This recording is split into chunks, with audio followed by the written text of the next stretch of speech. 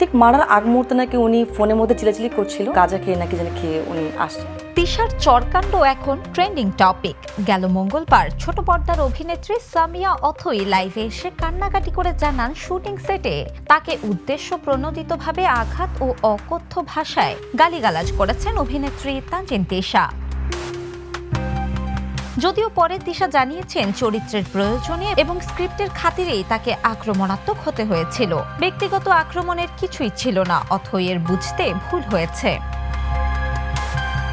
স্বীকারোক্তির পরেও থামেনি সমালোচনা। সম্প্রতি এক সাক্ষাৎকারে অথই করেছেন আরও বিস্ফোরক মন্তব্য। তিনি জানান, তিশা গাঁজা খেয়ে শুটিং সেটে ঢুকে তাকে মারধর করেন। এরপরই তিনি সেট থেকে কাঁদতে কাঁদতে বেরিয়ে যান। বিনোদন ডেস্ক, দ্য নিউজ।